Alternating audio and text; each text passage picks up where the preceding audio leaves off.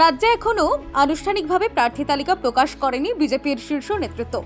তার আগেই বাঁকুড়া বিধানসভা কেন্দ্রে দলের প্রার্থীর নাম ঘোষণা করে বিতর্কে জড়ালেন বর্ষিয়ান বিজেপি নেতা দিলীপ ঘোষ। রাজনৈতিক মহলে শুরু হয়েছে জোর চর্চা।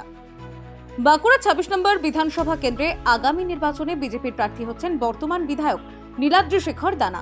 এমনটাই প্রকাশ্যে দাবি করেন দিলীপ ঘোষ।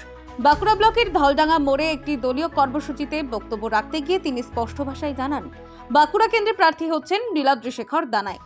রাজ্য নেতৃত্ব এখনো প্রার্থী তালিকা নিয়ে মুখে কুলু পেটেছে। তার মধ্যে এভাবে আগাম ঘোষণা ঘিরে স্বাভাবিকভাবেই শুরু হয়েছে জল্পনা। প্রশ্ন উঠছে, এটি কি ব্যক্তিগত মন্তব্য নাকি দলীয় সিদ্ধান্তের ইঙ্গিত?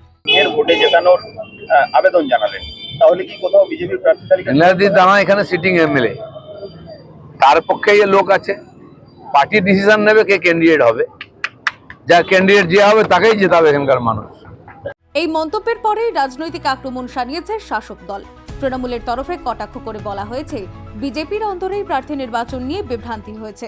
বাঁকুড়া বিধানসভার আজকে বিগত ৫ বছর এই বিধায়ককে আমরা দেখতে পাইনি, কোনো উন্নয়ন কোনো কাজ করেনি। আমি ওপেন চ্যালেঞ্জ করছি আমাদের এই বাঁকুড়া বিধানসভার বিধায়ককে, আপনিও বসুন আর আমরাও বসবো। আপনি এই ৫ বছরে জনগণের জন্য, বাঁকুড়া শহরের বাসীর জন্য, বাঁকুড়ার বিধানসভার মানুষের জন্য কি কাজ করেছেন আপনি তার তালিকা তৈরি করুন। আর আমরা ৫ বছরে না থেকেও, আমাদের তো আগের বার বিধানসভার প্রার্থী হেরে গেছে, আমরা না থেকে কি বাঁকুড়ার মানুষের জন্য কি কাজ করেছি সেটা আমরা হাতে নাতে প্রমাণ দিয়ে দেবো। দেখুন, দিলীপ ঘোষ নিজের নাম্বার বাড়াতে চাইছে দলের কাছে। দিলীপ ঘোষের নিজেরই ঠিক নেই টিকিটটা পাবো কিনা।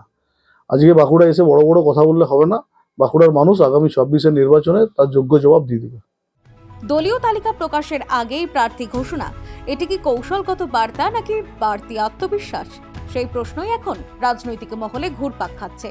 আনুষ্ঠানিক তালিকা প্রকাশের পরে স্পষ্ট হবে দিলীপ ঘোষের বক্তব্য কতটা দলীয় লাইনের সঙ্গে সামঞ্জস্যপূর্ণ। ব্যুরো রিপোর্ট, নিউজ বঙ্গ লেখনী।